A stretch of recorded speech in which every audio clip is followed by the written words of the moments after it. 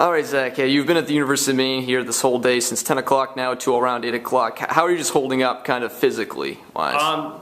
Pretty tired. The legs are kind of getting at me, but it's been a fun time. Talked to a lot of people, shook a lot of hands, and it's really been good to talk to a lot of people who are getting out to vote. How do you feel the election turnout has been? I know you've been at this one location, but how do you feel like the turnout in this District 19 it's been for you? I think it's been lower than I expected. I think a lot of the problems have to do with people being redirected to other polling locations, a little bit of confusion about who can vote on the university polling location as opposed to who can't. People who live close enough to campus, maybe Greek housing, who have been told kind of falsely in the past that they can vote here and they haven't been able to. Hopefully that translates them into voting at their proper locations, but if they don't, then it's kind of a shame. But for today, I think it's been a little lower than I'd like to see, but nonetheless, a lot of people have turned out to vote. Do you feel that might have hurt your election just staying at the University of Maine campus location instead of maybe going to another spot around Orono? Well, I think a large part of the strategy was to kind of focus and get out to the people that are traditionally kind of disenfranchised. One of the focuses of my campaign was to talk to students to make them realize and make us realize that we have a say in what goes on in Orono. We have a say in what goes on with our university and our state government.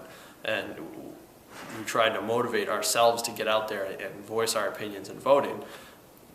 The problem comes when Orono is one of those districts where it's balanced. It's about half and half. Half students, half regular people who live in the town outside of the university. So the decision to kind of stay here was pretty much on my part, and I enjoyed it, and I felt like we could reach out to a lot more people, and we had people at other polling locations too, reaching out to more traditional voters of the non-student type. How confident are you feeling for your own chances here in this election? To be honest, I don't really know.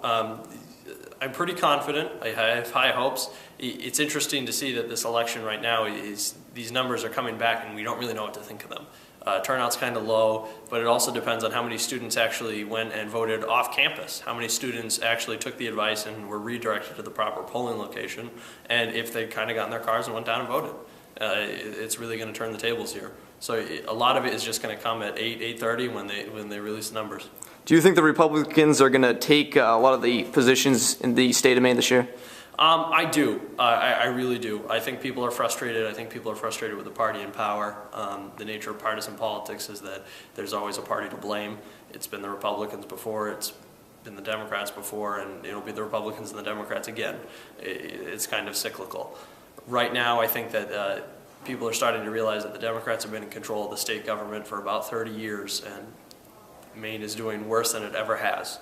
And it's about time something changed. And I think people are going to wake up to that, and I think they're reflecting that in the polls. We'll see.